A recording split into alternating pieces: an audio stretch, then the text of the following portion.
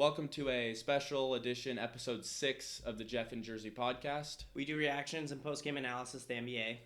I am Jersey. I'm Jeff. And today is Veterans Day. It's a special day for a lot of families close to us, special day for a lot of families that we've been around. Yeah, we want to thank to everyone who is serving right now, who has served, all the families that have sacrificed. We thank you all and appreciate it so much just so that we can be sitting here doing things like this. Yeah, being able to use our voice over social media, things like that, and all the families that put in, it's a lot of commitment, a lot of sacrifice like he mentioned. And so we really wanted to shout you guys out first before we even get into the content that we have for you guys today in this episode 6. So thank you one last time, and we're going to get into it now. Yep. Jeff, I have noticed some weird stuff going on in the first 3 weeks of the NBA. No big games, kind of like some weird performances. But now it's like, what is going on? Like a switch flipped the other night. I don't know. They must have put something in the water. Like, there's just kind of outrageous things happening. Crazy performances, like crazy end of games. Dudes are fighting. I've noticed even like when Cade and Jalen played the other night on ESPN, good endings to games, good runs at the end of games, comebacks, big-time shots. Karl Anthony Towns, we'll touch on in a minute. The bank three that he hit, just a lot. Like 3 days we went from, this NBA has been fun so far, but the stars aren't playing well to I can't take my eyes off the TV. Right. It's been kind of crazy, honestly. I don't know if it's like everyone's settling in, getting used to the ball or something like that, or people are just taking a bit longer to settle in or something, but it feels like a switch has been flipped. We've seen this in the past too, where there's like a weekend or two where okay, it's season time. We're 10 games in. We've seen this in the past where dudes start to have 50-point games. Right. People start to hit buzzer beaters, and then there's a couple. But this weekend, man, it was this week, this Monday since our last episode, Monday, Tuesday, Wednesday, there was like 2 or 3 things a night that were just like mind-blowing. That it was like, what? What is happening right now? It's like the meme where the dude is smoking out of a spoon in NBA. The word NBA is in the spoon. That's what it's been for us because we cannot, we're up till 1 a.m. watching the Lakers the other night and their close game with the Heat and things like that. And so first, though, we got to get to Kelly Oubre's 37 points. Yeah. And Charlotte has been the main, attraction in these crazy games because they have so many guys that are highlight reel players. So what did we see from Kelly Oubre the other night? He always has his confidence, right? And it's just that he's inconsistent, but if he gets hot, then it's kind of tough to kind of turn down a guy who's got that confidence. Most to keep points shooting. Off the bench in Charlotte history, which is crazy. So they've had quite a bit of good players. Obviously, Del Curry, I think, came off the bench for a while. He was the one calling the game, for their league pass. And so he mentioned that when Oubre hit that last three, that was to take over. It was 35 or 36, and so that last three took him over that. Big another shout out in that game was obviously Ja. Oubre's 37 points helped them beat the Grizzlies, but Ja has just been so consistent. We've talked about him so much on this show, but he had 32, 8, and 7. Can't go through that game without that. Right. But the main play, the main Twitter attraction was a dunk by Miles Bridges. Yep. And give your impression of what the play-by-play guy for the Charlotte Hornets, if you guys don't know, is like a lunatic. Crazy. Absolutely going nuts, hum diddly dee, things like that. And so what did he say? And then for this one, it was a full court, half court alley-oop dunk, and he goes, "Yowza! Yowza!" Just loses his mind over a dunk. And his voice cracked. Yeah. It was the high pitch crack, and it was just classic, and you see awesome. it all over Twitter and social media. And then that's the real advantage to having League Pass is because you don't get to ever hear that guy's voice if you only watch ESPN, TNT, NBA TV, because he is the Charlotte Hornets. And so that's what I love about League Pass is you get to hear the guys who watch all 82 games of that team. And so they know the teams well, they have the energy, and especially them. Them and the Kings guys have lots of energy because those teams are like that. So we wanted to shout him out. I don't know his name, but I think it's Eric Collins is his name. Yep. Shout out Kelly Oubre, Ja. That was a very exciting game with that just awesome dunk on the baseline, the alley-oop. And so, yep. Next, we're going to get to the Timberwolves. They lost to the Warriors, but we wanted to talk about Anthony Edwards. He had 48 points. Since the theme of this show is, like, big performances. Yeah. And, like, Anthony Edwards had 48. He wasn't the first guy I'd expect to have 48 this early in the season. I was expecting Dame. Right. Steph obviously had a big game the other night. Jaylen Brown had a big game. I was expecting a 50-point Tatum game. Right. And Anthony Edwards has taken a step. He looks great, but 48 points. Yeah, he was doing everything he could to not lose this game. I think he had like 30 at half and just wasn't getting the support that he needed from his teammates. Yeah, Karl Anthony Towns had an off night. I think he had 18 points. Yeah, I think so, but somewhere didn't shoot great. D'Lo was all right. He had like 18 and 7, didn't take that many shots, but Edwards was just that guy last night. And then it's the Warriors. I mean, they've looked fantastic and to start the Warriors the year. will look better when Wiggins drops 35 like he did, which is another reason why we got to talk about this game is because Wiggins has been kind of the third or fourth guy on this team all year. Doesn't seem like he has like energy all the time, but like this game, it just felt like if they can get this Wiggins when Clay comes back, a championship contender. I don't know who is stopping them because but also I know we talked about this. What is the lineup when Clay comes back? Because Wiggins isn't going to the bench. So you brought this up. I think Poole, since he's younger, he's a little more streaky. Yeah. He's an easier guy to convert to a sixth man. Yeah. And then I brought it up earlier. I think they have one of the meanest death lineups now in the league. Oh, yeah. So then your first sub with Poole is you sub Poole in for Wiggins, and then you sub Iguodala in for your big. And then it's Iguodala, Dre, Poole, Clay, and Steph. And I think that lineup against some of these smaller teams like the Clippers when they take Zubac out and things like that, even the Jazz, the way that they'd be able to spread Gobert out, and Dre can put up with Gobert on offense, like when he's on defense and Gobert's on offense. And so that, like the Warriors, man, I'm just so excited to watch them come back. They're winning games. Steph had 25, 6, and 5, which is a good game for him. Not anything crazy like we saw the other night when he just went nuclear or whatever. But 25, 6, and 5, they're going to win games now with him. Now that they have this whole roster. I love JTA. Yeah, Toscano Anderson. Love him. And then we're seeing so much out of Peyton, too, with those alley-oops. Like, he had another crazy alley-oop. Damian Lee's been great. Where Steph didn't look and threw the alley-oop. Like, just the Warriors are back. They're playing fun basketball. Wiggins 35, revenge game, 2 dunks on Karl Anthony Towns. That was very exciting basketball. Next, we got last night's win, like I talked about in the intro. Lakers beating the Heat in overtime. Malik Monk had 28 points, which is another one. Another like weird performance and hit just like a ridiculous shot to beat the shot clock. Like one-legged. Fading to his left, like turning back in just nothing but net. But that game was an interesting watch. The Heat got up by like 9, I think. Jimmy got hurt, so that he only played like 12 minutes, I think. But they brought Haslam in for a good minutes, which was funny to see. Just like the NBA is just going crazy, and like even I wanted to talk about like we're not doing an unsung heroes this episode like we would normally do because the whole episode is unsung heroes. Yeah, every game had people going off that it was like. What's happening? Monk 28 points, but I wanted to bring something up. You don't win games. Like Cleveland can have some bench guys go off to win games because they need to win, but the Lakers need their front line. They need Anthony Davis, Russ.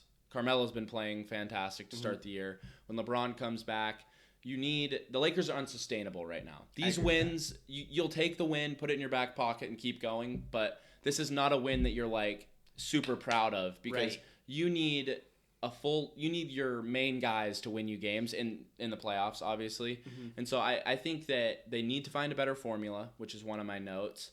I think Russ is okay, but the turnovers, he had one of his better games last night, but still had high turnovers. 2 big shots, but then like just took a terrible shot to try to win the game. Like, I don't know, because he hit like a pull-up jumper, I think, to put him down or tie the game in the mid paint, and then in the paint hit a fadeaway jumper to go up 2, but then on the final possession it's just dribble it out and shoot a contested 3 over PJ Tucker. I've never been but then it's like it's the same thing what Paul George was saying about Dame's shot is like it's still an inefficient shot. If it goes in, it's a good shot. obviously, but Dame shooting a three compared to Westbrook. No matter where though on the court, I want an efficient shot. And a pull up Westbrook three is not efficient. I'm sorry to break your heart, Russell, if you watch the podcast, but it's not efficient. No. Get downhill. Get a pick and roll. Yeah, we saw what happened when you got that. Like, either the pick and roll, he was actually passing pretty well off the pick and rolls. And like, attack the rim and say you get a good shot, but it gets blocked or whatever. You're still going to overtime. You have nothing to lose from attacking the rim. And especially tie game. Yeah. Why take a three in a tie game? Unless you're Dame and you want to take a pull-up three or something.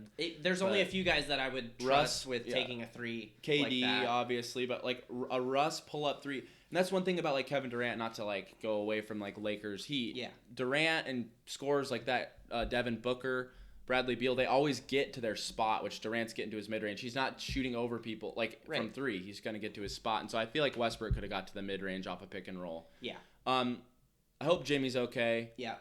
He's been such a big part of their success so far. Yeah. His unselfish play, the ability to go off when no one else is on offense, but also get everyone involved when people are having good games, like Tyler Hero, who I think is a down-the-stretch go-to guy. I think so, too. Yeah. Last night, he missed a couple shots, but he also kept them in the game. He missed, I think it was like a fadeaway three at the end of the game, but then he also had a chance, I think, to take the lead on a great inbounds play, like a triple, like, down screen, but, like... It was, like, kind of an elevator. Yeah. Where they, like, came... An elevator screen is when a player is right here, he's running, and two guys, right when he goes through, they close, like, elevator doors, and like, the defender can't get through and chase the guy. It's, like, almost a moving screen, but if they set up right away, then it's perfect. Right. And he had a wide open Someone was chasing him and then just gave up on the screen, and AD didn't recognize it and didn't get around, but Hero dropped the ball. So when he tried to shoot it, he had to, like, change his, like... Then his feet were kind of off. He's, like, kind of more on his toes than he wanted to be. It was kind of like a rip-through, but, like, you're still trying to shoot the ball to get in position. And he still missed. But I do agree with you that he does need to be a guy that they can go to down the stretch. I don't like him and Robinson sharing the floor, especially if Duncan Robinson's shooting 3 of 13 from 3. Yeah, I like their lineup of Lowry, Hero, Jimmy Butler, and then PJ Tucker and Bam. Yeah. That's a good 5 to close games. You have enough shooting. Lowry's a good point guard. He can push and get the other guys involved. Right. PJ Tucker can space the floor. A lot of unselfishness in that lineup, too. Yeah. But then, lastly, I wanted to say with that lineup is that you do have someone who has the swagger to take shots. We saw Tyler Hero took a step-back 3 at the end of that game to try and win him the game. It was an inefficient shot, not a great one. But when you know someone has that confidence, you have to let them shoot it because it's already a higher chance to go in when they have the confidence versus just hucking up a shot. You know he has the confidence to take tough shots. Right, exactly. And then... Shout out PJ Tucker for the putback dunk to tie it to go to OT because I haven't seen him do a play like Crazy that. Crazy things, man. Ever. I haven't seen him he just crashing the boards, putback dunk to tie the game. I was shocked. I was was that PJ Tucker who did that? The NBA, like people are like changing bodies in the NBA. I guess so. Miles Bridges is now PJ Tucker, apparently. I have no clue. But crazy things. Like I wouldn't say that this is like as crazy as the other ones, but no. Bucks, Knicks, Pat Connaughton, 23, 9, and 5. He hit 7 threes, really killed. This is when Bucks teams are going to win like multiple titles is when this happens because the Knicks really like made that wall on Giannis. They took away the 2 sides, so he would get his feet to the free throw line. Boom, stopped drive. We're clamping him. Kick, dude's shooting with confidence. Grayson Allen, Connaughton. We saw, obviously, last year, we saw PJ Tucker. Guys who aren't afraid to catch and shoot for this team. And that's, when Connaughton has big games, you're not going to beat the Bucks. Right. Honestly. I mean, he looked great. But I think that just comes with that experience. Getting that finals experience and, like, knowing what it takes to step up and win games, especially when Giannis isn't being dominant. And to hit shots like that is huge because they didn't have Middleton. No. They still don't have Lopez. And Holiday's iffy. I mean, obviously he came back from injury, but he didn't look quite as good. He hit a couple like shots and was playing good defense, but he wasn't dominant either. They needed the whole team to really step up. And as a Knicks fan, I'm worried. I mentioned that last episode that I kind of was selling this team. I'm worried. Starting lineup's not really meshing, and I don't really think it's a Kemba, a Fournier, or a Julius problem. I think it's just like as a unit, they're not playing as good of team defense.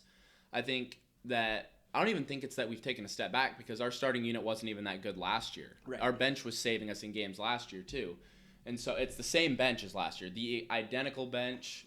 Obviously, Quickly's taken a little bit more of a step. He looks like a much more confident player on the court. He already was shooting a lot. He's shooting better now, playing a lot better. But it was nice to see Tibbs bench the starters in that game. It was kind of Tibbs is known for being stubborn. Oh yeah, and he's known for like he has his lineup that finishes the game, and then we adjust after 5 games or adjust after 10 games. Like, boom, I'm just gonna stick with the same lineup here and there. And there was a 14-minute stretch to end the game where the starters didn't step on the court, and I was so excited. I want to see Obi go play hard. Every time Obi comes in, he plays like 6 minutes a half. He's playing as hard or harder than anybody on the court. And I want to see a guy like that rewarded, especially when they bring us back in the game like they did. Right. Yep. Thank God for Derrick Rose, too, because his on-off, he has the best on-off on our team right now. He's in my running for 6th man of the year. Yeah, he's got his stats aren't quite as good because he only gets 20 to 25 minutes versus other 6th men get 30 minutes. But he's running arguably the best bench in the league. Yeah. And everyone's success comes off him. If you watch us, Quickly gets open shots because of D Rose.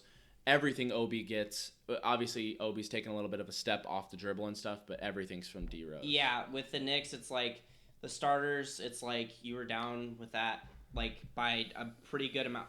What was the highest lead that the Bucks had? We were down 24. Yeah, and 24. They were getting punked, and Giannis had 15 points. Like, that shouldn't happen.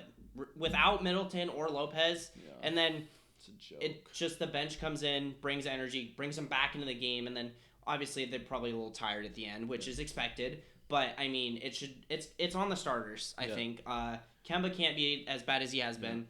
And I think sorry to interrupt you. The solution to it is just less minutes. Yep. If Quickly's playing as good as he is, and we have Alec Burks and Derrick Rose off the bench with Quickly, Kemba can still start and play 15 to 18 minutes or whatever, and it's still elite ball handling. It's still game control. If the shot's not falling, play Quickly, play Burks, play Derrick Rose. He can still start, just doesn't have to play 30 minutes like we're playing him some nights. Kemba and Fournier can't combine for 4 points. That's kind of unacceptable. In a combined 37 minutes, that just shouldn't happen. Yeah. 2 guys who we signed for their offense. Right, exactly. I mean, and at least you're paying Kemba only $8 million this year. It's my whole thing with this Kemba stuff is like you can say whatever you want, like "Ha, told you so" or whatever, and you never have as a Celtics fan because you loved Kemba at first. I want to see him succeed. It's just so hard to watch. It's just the knees happened, and we're understanding with injuries and such.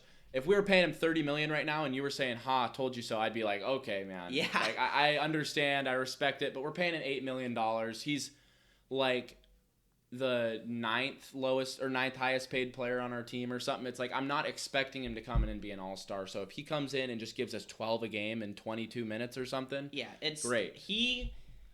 I wouldn't say it has an excuse, but it's a trend with him with the struggling and the not playing games. But Fournier, I mean, you just signed a $77 million deal. He's got to play better. You have to be better. And I watched it all of last season, and it was painful to watch these 2 dudes that I want to see succeed just do so bad. And then these are just 2 dudes that I liked, and I wanted them to come back, but it's you can't have them combined for 4 points in a game. No, you're paying Fournier $77 million over 4 years, and you have Kemba for 8, but Kemba was an all-star starter 2 years ago. He's got to be better. Yeah, it's got to be better. Next, we move to the Nuggets, who beat the Pacers. And Will Barton had 30 points. The pure hooper, Will Barton, had 30 points. Another guy that we wouldn't sit up here and expect to score 30 points. But I really wanted to talk about, you brought it up, and right when you brought it up, I put it in our notes, that the Nuggets refuse to lose when they're down a man. They are next man up university of our generation. Every single time Jokic missed this game to suspension that we'll talk about in a little bit. But the Nuggets, man, the culture that they're brewing down there is top tier, top of the line. Michael Malone's a great coach. Yeah. I think we know that. But just every single time someone's out, someone else steps up. And I'm just so impressed with the young guys. Dozier has turned his kind of turned his whole career Celtics around. Legend. Yeah, played on Celtics. He was like their two-way guy, Yeah. right? Celtics and things, but then they like turned him into like a good role player. And then Bones Highland is a young Big guy. minutes, and then I can't remember the dude's name who had 19 off the bench. Like I'm trying to think. I think it's like Zeke Najee or something. Oh, yep. Who, like 19 points in 20 minutes. I'd never heard of this dude before, but then comes in and steps up. It was fun to watch them play because like when they have a guy down, they just have like an energy about them that they're gonna come out and win this game. And I would say that wins like this is what decides home court advantage. Oh, totally. If you're the 5 seed fighting for the 4 seed, winning games early in the year against good quality teams like the Pacers' record isn't good, but they are a tough out. They've been in so many close games. Sabonis 20 points, 19 rebounds. Obviously, they're missing their best big. The Nuggets were, so he feasted in the paint on that game. Brogdon, 25 points. They have Duarte, who's slowing down, though. Had 2 of 9 shooting. He's not quite looking as good as he did to start the year. I think he came out just, hot, whatever. I think he's still that player. His role changed a little bit with LeVert coming back and stuff, and then it'll be diminished even more once TJ Warren comes back. Yep. But, this game was fun. And then late in the game, I think the Nuggets were up 2. Yep. And so they needed to inbound the ball and would get fouled to go to the free throw line to put them up 4. And so they're doing an inbounds play, and Torrey Craig, who's on the Pacers now, former Nuggets player, calls out the inbounds play that's going to happen. And I don't know what I think. So Torrey Craig read it perfectly, but I think Miles Turner switched. Did they miscommunicate a switch or something? I think so. And so it was, and then Jeff Green just kind of stopped and was wide open under the basket, pass, dunk. Just one of those where 2 players crossed paths. It was supposed to be a switch where the 2 guys just switched, but 2 went after 1, left a wide open dunk. Torrey Craig is obviously a smart player and things. I just don't think they communicated it. Yeah, well I don't, because I don't. He would have had a good play on the ball if they threw it out. You can't expect Torrey Craig to like stop on a dime while he's chasing someone and go backwards. I think it was Miles Turner's fault, but it was funny to see because I don't even know if Jeff Green was supposed to like sag back the way he did. He might have been just pop up to the top, and it was just good recognition, then good pass. He was just kind of there. Set a screen for the guard to pop to the ball. And he's like, I'm opened. And they got a wide open dunk. But then the Pacers went down, scored again. But then they got it to Bones Highland, who hit 2 free throws. And then, young guy, big minutes.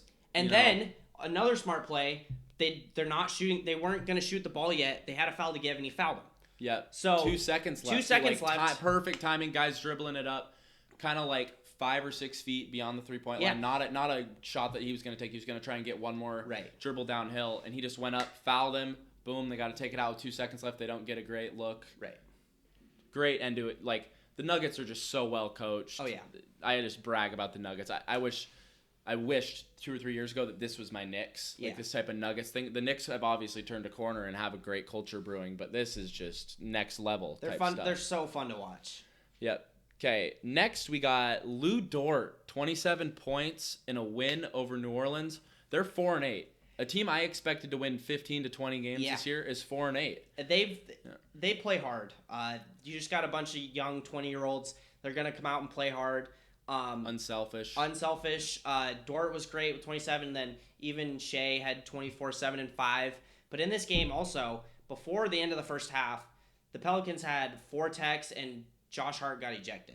Yeah. It's just weird stuff like that. Like, when was the last time you saw, like, I think it was 5 technicals for the Pelicans in a game? When was the last time you saw that? And 4 of them were in the first half. They're just tossing them out. This close. I'm this close. That was that ref. He walked into the game. Something must have happened in the tunnel before the game. Somebody must have said something to him. I don't know. But then in this game, Alexander Walker, who is not he's a 15-point per game scorer, maybe 12 to 15, maybe a little bit more. He's obviously taken a little bit of a step in his game. Had 33. Yeah. So we're seeing all these young guys, these role players, have breakout games in like a 3-day stretch, and it's just amazing. Or like even performances that are like, so De'Aaron Fox last night had 37, like 8 and 6, and they lost by 19. Yeah. Like, they were down 20 the whole game. How do you score 37 and you're down 20? Yeah, like, just doing everything you can, I guess. But these games have just been wild. One thing I wanted to shout out, since we were talking about the Thunder, is I've noticed that the guys they're drafting and the people that they're building around, obviously they traded for Shea from the Paul George. I think they are building this thing right. They're building it with unselfish play to meet this new era of basketball where you kind of need 4 or 5 guys who can go get you 25, but you don't need all of them to get you 25. Right. You need 2 guys to have 20, a couple to have 15, and then good bench play, and you will win games in this league. Yeah. Obviously, you need a superstar, which I think that they have in Shea. He's taking that step. He's been great. But when you draft Giddey, who had 7 points in this game, but he had 9 rebounds, 8 assists, or whatever it was. He's averaging like 9, 7, and 7 or something. Like, very as a rookie, unselfish. That's so crazy, and it's not like there's like a comparison for him. I saw something today, and it was like, I don't know what to think of him. I just think of him as like a 6'8" Ricky Rubio or something like that. It's just which is perfect fit. Skill set is so unique, but he's got to work on his jumper. He has like. Not a 3-point jumper, but like an 18-footer. And use your size when you're in that mid-post area. Yeah. I saw him even use some of that Luka floater off the glass stuff. Yeah. Now elevate it. Make it next level. Because if you're 6'8" as a guard, there are so many opportunities for you to expose players on the other end. Yes. And like... especially teams will put small people on those guys handling the ball now to try and pester them. You get past that, you have a 6'1" guy in front of you, you can score over him. Like Luka is guarded by a lot of small guys, a lot. And so he's been interesting to watch. I think interesting. Not like his passing is crazy. And it's just like so developed, and he's just got like such a weird combination you know of what things. He reminds me of a little bit? He reminds me of a LaMelo Ricky Rubio. Of the flair and the cool passes of a LaMelo, but in the speed of a Ricky Rubio. You know what I'm saying? Like, obviously he's not as fast. He's not going to be throwing not dunking alley-oops and things like that like LaMelo can. No putback dunks and stuff, but like Ricky Rubio is a little more of a fundamental passer. He's going to be able to make all the angles with both hands, up and down and all that, but like he'll throw like the spinning bounce passes and the underhands and even he threw that baseball pass off the inbounds cross court to the wide open 3. Like he does have a little bit of flair with this new era of players. Like they have that more flair of a game. So I really like Giddey a lot for OKC, and I like their roster, and it feels like it does represent Oklahoma City. It feels like this roster, very hardworking, unselfish. They look a lot better than I thought they would. No divas on the team. So a lot of quiet guys. Shout out OKC. Next segment that we talked about on our TikTok, little break from this. Go follow us on TikTok, Jeff and Jersey Podcast. We're posting on there daily, maybe twice a day. Going to try and get some new content. Obviously, we're going to post some clips from this podcast on there, but we're also going to post some, who's the top 3 coaches in the NBA right now? Right. And I'll walk up to you and ask you. We went bowling the other day, so we posted some bowling videos. Just something unique and fun, and just to help us grow. Maybe some trivia. Yep. Maybe some, where did this guy go to college? Where did that guy go to college? That game, we love playing that amongst our friends. Earlier today, though, I put out that we were going to talk about the Jokic and Markieff Morris altercation that happened on the court. We talked about it on TikTok. I brought it up that we're going to talk about it, and I want your thoughts on who's in the wrong here to you. They both are. I agree. I'll say that. Agree. What is Markieff Morris doing? So, if you don't know, so the Heat are down 15 in the fourth quarter. The Heat have 3 dudes back on defense. Jokic is dribbling in the middle of the court. Markieff Morris runs from the opposite lane, and Jokic is dribbling here down the middle. Morris comes from over here out of nowhere, elbows him, hits him in the knee, and then they go knee to knee, elbow to the ribs as Jokic was trying to make a pass like this, elbow here, knee here, and then he turns his back. Immediately walks away, as if nothing happens, and Jokic comes in and delivers just a boom, and flings Markieff Morris 7 feet. Might have broken his collarbone. It looks like at first. He's been out with whiplash last night, and then but it was so shocking to watch because I remember he was like, "Did you see what Jokic did?" And I was like, no. And I saw it and I was like, "What the hell?" Because Jokic comes off as a guy, and I've seen this a lot. His first 4 or 5 years, he came off, or like a lot of players were calling him soft. Like he's not soft. He's gonna put up with it, all that, and I think him winning the MVP, being in Denver's not a small city, but in the NBA, it's not New York, it's not LA, market. It's not Miami, it's not Houston, Texas. It's a bigger market, or it's a smaller market area. He's not gonna put up with it anymore. He is a top 5 player in this league. The way he's been playing this year too, he's above Harden for me. He's above Anthony Davis for me. He's above all those guys, and he's not putting up with crap anymore. Yeah, and we've seen that a little bit the past couple years. There's a clip where he's like backing down Jay Crowder and stuff like that, but Jokic isn't going to take anything at this point. I do not like the foul from Markieff Morris and him walking away acting like he's dirt, like he didn't do anything bad. It is a cheap foul. That's another reason why we hate the take foul. The way you perform a take foul is not an elbow to the ribs and knee to knee with a guy. You go in and you run up and smack him on the arm. You look like you're going for the ball and you just hit him on the stomach or whatever, and then you raise your hand. Yep, I fouled him, ref. Okay, tweet foul or whatever. It's not, you don't go up, boom, and then even like you're down 20 in the fourth quarter with 2 minutes left, and you have three dudes back on defense. You extend the arm and everything. Like it was.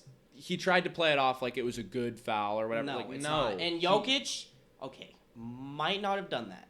But what is he supposed to do? I have a problem with it because it was kind of lame, but people can't act like Markieff Morris didn't deserve it. He got a flagrant 2 and got ejected for it. So then that brings me to the next point. What do you think the suspensions? How do you think that should have been sorted in this case? I think I did have a problem with the way it was sorted. With the $50,000 fine to Markieff Morris is what he received. Mm-hmm. He's obviously injured, so he's missing games. Yeah. And then Jokic 1 game. What was your ideal punishment for an incident like this? The Jokic suspension is, I think that's fine because Pat Bev in the playoffs last year was getting eliminated by Chris Paul and went and two-hand shoved him in the back and only got a game. Where Chris Paul didn't even do anything, at least that we know of. He looked at him. Yeah, looked at him. He was better at him than basketball. Yeah, pretty much. Better than him at basketball. But I don't have a problem with the Jokic suspension. I want to hear your thoughts on the way it was handled. So I thought the fine was a little hefty for Markieff Morris. Yes, it was a hard foul. Yes, it was a flagrant 2. Do they fine every flagrant 2? Or was this only because it turned into an altercation? I don't know. So is it maybe after a couple? Is it like how after 15 texts you start getting fined? I think it might just be where it was at in the game too. Because I think maybe it was in the finals a couple years ago. Tristan Thompson had like a foul against Draymond and got tossed, and I think he got fined. I could be wrong though. Yeah. But it might just be they looked at like the situation where it was. He obviously could have done just a normal take foul. But he didn't. And you know me, I was the first one to come to Jokic's defense. Yeah. I was like, this dude just got totally taken out in the middle of a court or whatever. But that being said, I do think the 1 game is probably good because of the just keeping the same precedent. If you cheap shot, it was a cheap shot. Oh, totally, yes. Now, it was a cheap shot in answer to you just cheap it wasn't shot like me. it wasn't like it was out of nowhere. It was. So I'm fine with the 1 game. Keep that precedent. If you are gonna shove someone in their back, and it wasn't even really an altercation. I called it an altercation. It wasn't really an altercation. It was just more I hit you and shoved you or whatever, and then you shoved me back harder or whatever. So yes, the 1 game's good. I thought that the Markieff Morris fine was a little hefty. I thought $30K or $25K would have done the job. Right. But I would have also been fine with a $50,000 Jokic fine and no missed game. And then Markieff Morris, $25,000 to $30,000 fine. I do think Jokic is a little more in the wrong here, but it kind of evens out to me. I do think you can't just nail someone in their blind side. Right. Just because. Even if he ran up and punched you in the face and turned or whatever, like knocking him or whatever, it's like I just don't like it. But I will come to Jokic's defense that he can't put up with crap like that. Yeah, and I'm happy he did bad. And then we looked back at like the game and stuff, and Jokic was getting manhandled on offense. Like, multiple, Bam is, like, hugging him. There's a foul, or wasn't called a foul. Jokic is taking a jumper, and Bam has his jersey all the way out here. And I also think another thing, if you wind that Jokic clip back, like 30 seconds, or like 15 seconds, Bam goes up for a shot. Yep. Jokic is standing there and actually, like, bumps him on the head. Yeah. With his, like, little, like, contest like this, bumps him on the head, grabs the ball, dribbles to the middle of the court, gets hit. So, like, that's why I would find Markieff just a little bit less, even though I think that it all started because of Markieff. Obviously, he hit him first. Yeah. But it was in response to, my guy just got nailed. I'm pissed we're down 20, that type of thing. So, like, I thought the $50,000 fine was a little much, especially for a guy like Markieff who makes the minimum. You know, like, maybe if that was Jimmy Butler and he makes $40 million who also or got whatever. Fined, by the way. Yeah, because got fined he wasn't complying. I think it was, like, with...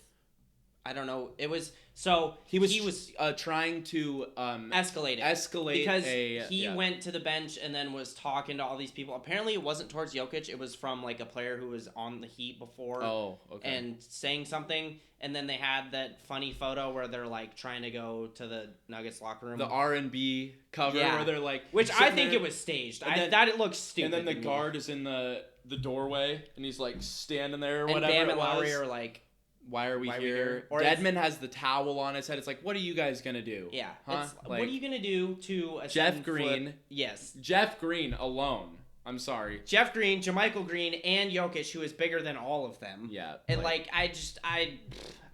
nobody wanted smoke with Jokic on the court. They all were back. And obviously, Tyler Hero, I don't blame him. I would have backed up. Oh, yeah. So Tyler Hero, like, he said something. Tyler Hero is not soft. Because all of us would have backed away from Jokic. It's a 7 He's foot, steaming, but you know right away that's the other thing that I think that maybe not a game for Jokic, because right away he knew he messed up. He knew he messed up. He didn't go after the other players. In the post game, he says, "I know I messed up, but I just have to protect myself out there," which shows if he gets up there and he's like, I don't care. I hit him, whatever. It's different. Like he came up there and actually showed, I knew the second I did it, I messed up. I can't hit a guy like that or whatever. I got to keep my composure for this team to win games and things. It'd be interesting to see what happens later in the year. If they play again. Marcus Morris tweeted out, that's noted. They always have their back. If he does something to Jokic, then I feel like he's got to get suspended for it. Because, you can't... Because he tweeted out something, and, Jokic apologized for it. If this continues into, a saga, it's going to be very interesting to see the way the NBA handles it. It's the guy smoking the NBA crack. It's just that meme has just been the last week. It's been crazy. Twitter's been on fire. Yeah. Everything. And then there's dudes going in protocol. Yeah. Like Vucevic. Just so many crazy things are going on right now. The whole Sixers starting lineup is out, and it's just crazy. The last thing before we move to our next segment of the show is that Lakers technical flurry. At the end. It was at the end, right? Near the end. It was 4 minutes left in the fourth quarter. They're up against the Charlotte Hornets, and LaMelo shot 5 straight free throws. Yeah. So the Lakers were up 8 better than me. In the fourth quarter with 4 minutes left. Up 8 in the fourth with 4 minutes left with AD, Russ, and Carmelo. They were closing the game out. Over. And so LaMelo drives to the rim, gets fouled, right? And so Carmelo's complaining, not getting in the lane or something for a free throw. Got the Lakers' second delay game warning, which is an automatic technical. So that was another free throw for LaMelo. And then Carmelo got a tech, and then so they had to clear the lane out and everything. And Westbrook decides that he needs to continue arguing with the ref. Screaming at him. Walks away, says something again, the ref tees him up. So LaMelo has to shoot 5 straight free throws because the Lakers can't handle themselves. And Westbrook, after the game, said the ref was mad about something. I don't know. He shouldn't yell at me like I'm his child. But Westbrook gets to scream at the ref all game, every game. And he's complaining that a ref got mad or teed him up because he was doing some stupid, we were talking about this the other day. I think Westbrook, and obviously Carmelo's playing great, but the Lakers kind of need to have that conversation that Steph had with Draymond a couple years ago when Draymond was getting all those texts, and it seemed like Draymond just wasn't happy. Yeah. Man, take a game off or whatever. Do what you got to do. Go spend some time with your family. Do whatever it is you need to do. but you do need to come back happier. You need to come back with more of a joy to play the game. You need to conduct yourself better within the team.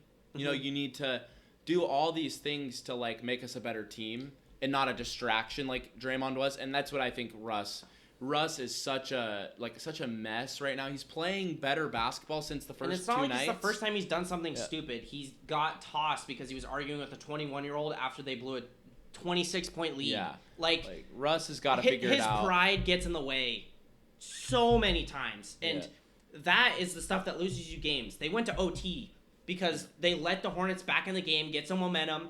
LaMelo got some easy points, and they got back in the game, went to overtime.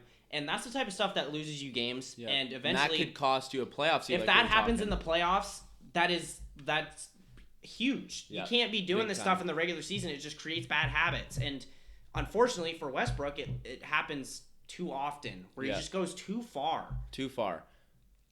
The second to last segment of today's show, it's going to be kind of surprising because some of you who are watching know that me personally, I'm not a huge college basketball fan. I think it's not as good of a product as the NBA. I think the skill. I like to watch big names. I like to watch the professional side of a game. I like more of that style. I'm not gonna hate on college basketball because there are plenty of people that like it.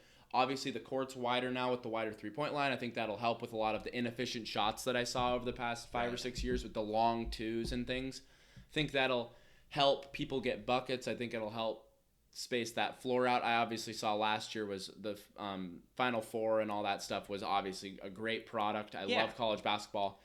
But when we talk college basketball in here, we're going to focus more on like prospects and more on how they played. And this is going to be the first edition of this, so this is going to be more of just touching on 5 or 6 prospects we have our eyes on to start the year. Right, and then later we'll continue that. With performances and rivalries and things like that. We'll be able to watch Imoni Bates, which is our first person in person in March. So him and Jalen Duren on this Memphis team. Coached by Penny. Yeah, I think they're ranked 16th, I think, to start the year. And it's crazy that Imoni came out, had like 17, 7, and 4 or something. He's just only 17. Looked smooth. You know, the pull-up 3, the snatch back 3. He does, I'm not going to say he looks like a KD, but he does look like that big guard, that 6'9", long arms guard. With guard skills. Who has guard skills, shoot from everywhere. Yeah. Like, he does look like a complete player, the whole package you get with him. He'll be ready for the NBA soon. Yeah, he's already on his way to being ready. He's 17 years old. He's going to be ready for the NBA. Wanted to shout that Memphis team out. That's one that we obviously get to watch in person, but we're going to watch a lot. Say NBA has a slow night, we're going to sit down and maybe watch a Memphis game here and there. Next, we move to Gonzaga. They're the number 1 team in the country, bringing back Drew Timme. They just came off of a great Final Four run, lost in the finals to Baylor, who just so many NBA talents on that court for Baylor. We've seen Jared Butler already getting minutes for Utah. Davion Mitchell's a stud. He's going to be, I think Davion Mitchell's going to be a star in this league. Yep. A lot of stuff, but it starts with Chet Holmgren. Yeah. One of the top recruits in the nation.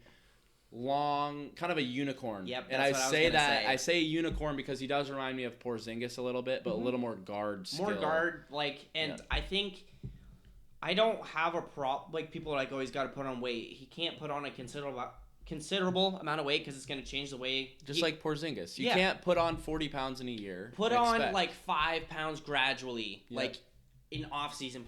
Put on 5 pounds or stuff, and that way you can obviously develop a bit more. Adjust your game and not just wake up one day. Not completely change everything. Yeah. And it's just so unique. Yeah. Just the guard skills and stuff at 7'1" or whatever, and it's not like he's a slouch on defense. He blocks like everything. He's got such long arms. He's going to challenge. Good timing. Yes, and it'll be interesting to watch them play because with Timme and him, it's like Timme can take the body of some of these other bigs, and then you have Chet as a help defender in the paint. Gonzaga's going to be good. Yeah. So I wanted to ask you, we don't have it in our notes, it's just something that I wanted to remember to ask you. What is his position in the NBA? To me, he's a 4. Yeah. And I think, this is going to really blow your mind now. What if Cleveland could draft him? and play him next to the other two instead of Laurie. Like, that would be absolutely crazy. That would be something that Cleveland would do. But there's enough shooting. Like, I was just thinking about that. But, like, obviously you want him on a different team with another where he can play. I think the 4 is more of his natural position, just like Porzingis. When he was smaller, Porzingis is bigger now. Yeah. He's a good 5. But that 4 position where he can kind of play on the perimeter still, but also run the baseline, also do other things. He's big enough to guard some dudes because, he might get bodied in the post by, like, a bigger dude, but then he can just reach up, and he's such a big wingspan. When he's at the 4, he's not going to be guarding Embiid and Jokic. He's going to be guarding more of the Jeff Green. He's going to the NBA. Yeah. It's a given at this point. With too much talent, too much skill, too much athleticism, too big. He's too unique to not go to the league. Yeah, too much skill. It's a more skill-based league. You gotta obviously with the new foul rules, you gotta knock jumpers down. He's gonna fit really well in the league. Next, we go to Paulo Banchero and Duke. Obviously, they bring back Wendell Moore. He's been there for a couple years, but the big thing for this team is Paulo, and then it's Coach K's last dance. The last one. Yeah. He's been there for 50-some years or whatever. Yep. And I wanted to ask, I think Paulo is also a 4. I think he's a 4 or a 5. He's showed so much skill in that mid-post. I think he's a perfect 4. He's giving me some LaMarcus Aldridge mid-post vibes with just simple shooting over, but he's obviously a freak of nature athletically above the rim. He's got the physical... Yeah. That's just intangibles to be just dominant in the league. He looks a lot better than I thought he would. He looks so comfortable out there. Yeah. And that's crazy just how some of these dudes are just coming in and immediately making an impact and just looking like they're just working on their game and stuff, and not just like, oh, I'm athletic and big, it'll get me this far. These bigs now are shooting jumpers from the time they're 13 years old. They're dribbling with their left hand. Like, dude, when they were just throwing it to him and he was just getting buckets off the dribble and everything. It just felt like it was an instinct for him. He's like my early, he's going to be the number 1 pick. Yeah, for me. He looks like the most complete package. Dominant. And can fit in any lineup. He can play small ball 5. He can play the 4. He's a solid defender. Yeah. The offensive skill is just so well-rounded. Obviously, he works with lots of good people through Duke. And going to Duke is just perfect because when you're there, you're going to get all the national attention, all that stuff. And the last thing I wanted to bring up about Duke was the $5,000. The cheapest seat for Coach K's last home game is $5,000. So if you want to go, you better start saving now or something. Or be rich. Better start investing in some random stock that you hope to just jump up 1,000,000% in the next 3 months, because $5,000 for his last game at Cameron Indoor. Ridiculous. Next, we got UCLA after their big run. Johnny Juzang is my first one. I think he's a lottery pick. Yeah, he should be. The skill, shot making. He was making so many tough looks, tough shots. Mm-hmm. They're returning almost everyone from their run last year, and I just wanted to bring UCLA up. They play in a good conference too. Yep. Pac-12. They're going to have a good chance to make a run. Mm-hmm. And lastly, we got J.D. Davidson in Alabama. Yeah, who is an absolute freak of nature, just jumping out of the gym. And I only brought him up because it's going to be one of the more exciting ones. I don't think he's necessarily a top 10 guy right now for the league. I think he still has some skill things to refine. Athletically, he looks like an NBA player. Yeah. But he's still got some skill stuff. I was just saying, Alabama obviously has a chance to make a run. They have a really deep team. Last year they had good guard play like Quinterly and people like that. They're going to be able to make a run, and so that's J.D. Davidson. If he takes another step, I could see him jumping into that top 20 in the draft. Yep. But he's just an exciting above-the-rim player. I'm just excited to watch him, watch his highlights, things like that. The last segment of our show, we have no knowledge of what each of us chose. We sat down and did it earlier today on our phones. It's our first edition of the Way Too Early Award predictions. So we're about a month in, maybe a little less than a month. We're 3.5 weeks into the season. Yep. And we plan to do this once a month where we sit down and we say, as of right now, who is our MVP, Rookie of the Year, Sixth Man, Coach, Most Improved, and Defensive Player of the Year as of the resume they have from game 1 to it's about 12 12 right now. Somewhere around there. Who is your MVP of the league right now? I'm going to have to go with KD. He's averaging 29.5, almost 30 points a game, almost 9 boards and 5 assists. Yeah. 8-4, and it's crazy to say that he's getting better. Yeah. He shot 11 of 12 the other night. And had 30 points on 11 of 12. That is ridiculous. Feels like they're fitting a little bit better now. Like Harden's playing more of like the game manager. He has the skill to pass everywhere. They're letting their bench score. LaMarcus Aldridge is getting his touches. Patty Mills. They're kind of like it does look like they're better. I don't think KD's played a bad game all season. No, KD's the best player in the world right now.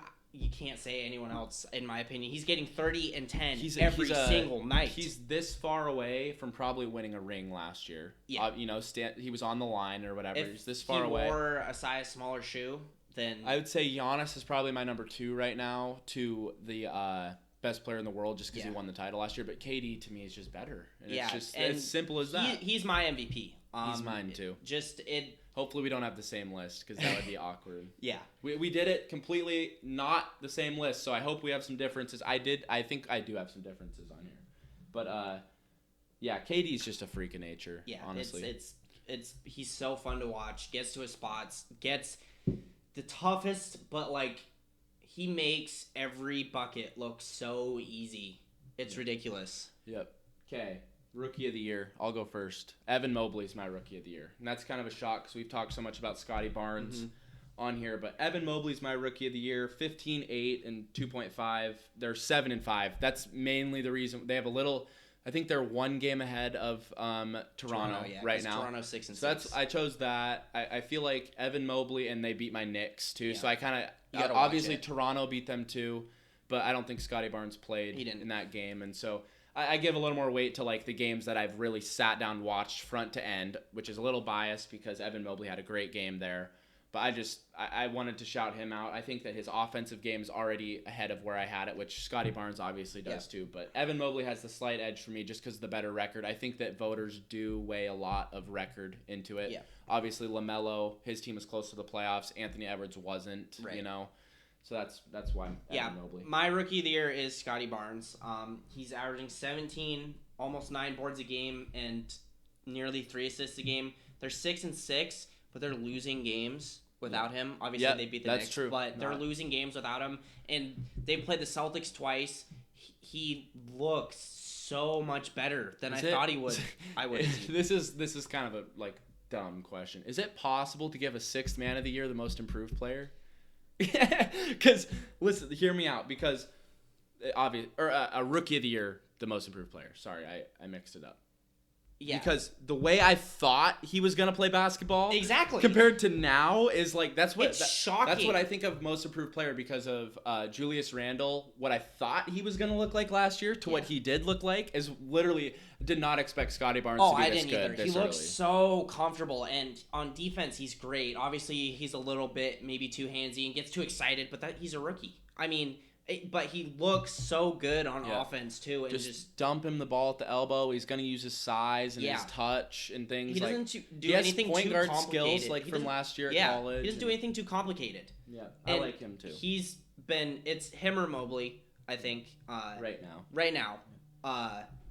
But yeah, he's my rookie of the year. Yep, personally, like it.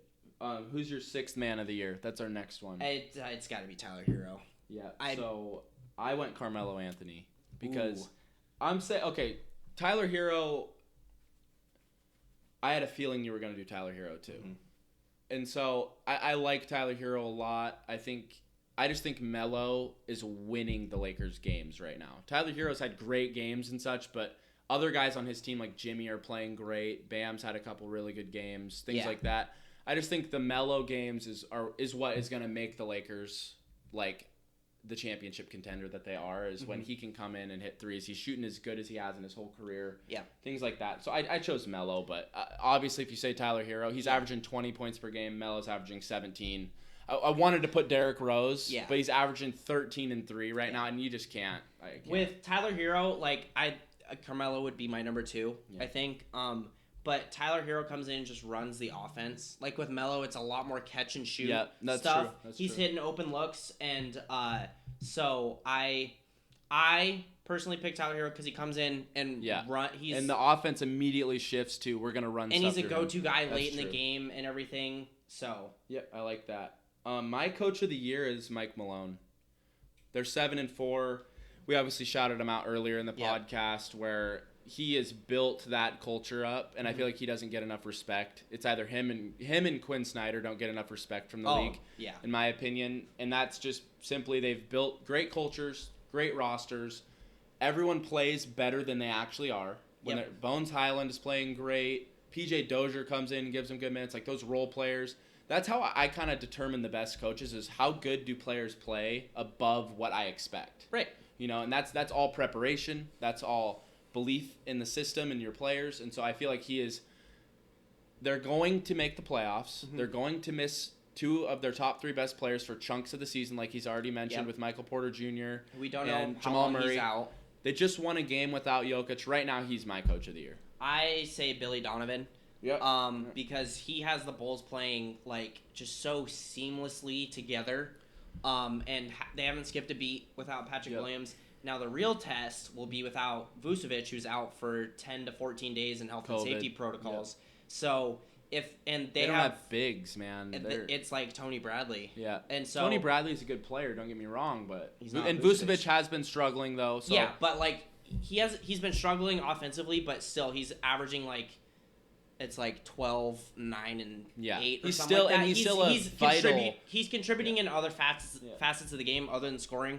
But Billy Donovan's made them play so well together. And the way they've gelled has been and like super, got like that Dosunmu coming in and getting minutes and stuff and like utilizing guys like that. Javonte Green's been awesome putting him in the starting lineup. Too, the way that they just flow. They're playing the game with some flair. Yeah. The crazy pass, 360 like if you guys didn't see that play, Caruso diving steal, passes it, gets it to Lonzo.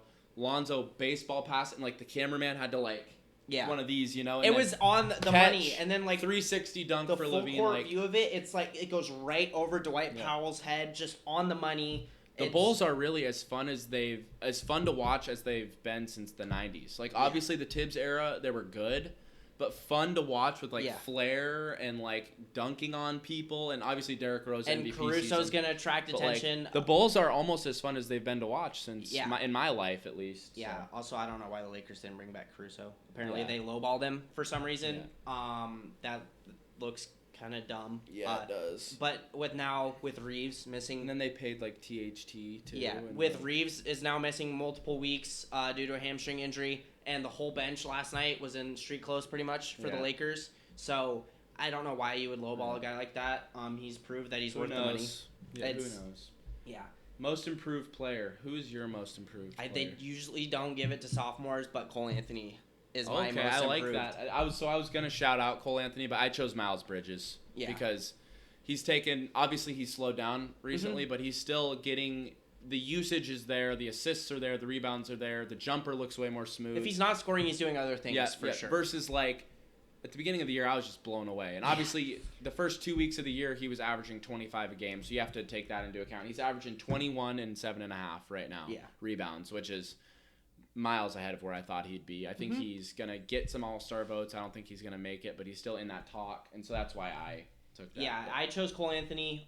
He's averaging 19, 7, and 5 right now. Yeah. Has had some monster single-handedly games. Winning Orlando games. Like monster stat lines, like 28, 14, and 8, and then like 30, 12, and 5 or something like that. And then this stat is ridiculous. Let's see it. The Magic have a plus 3.8 net rating with him on the court, which is on pace to win 48 games.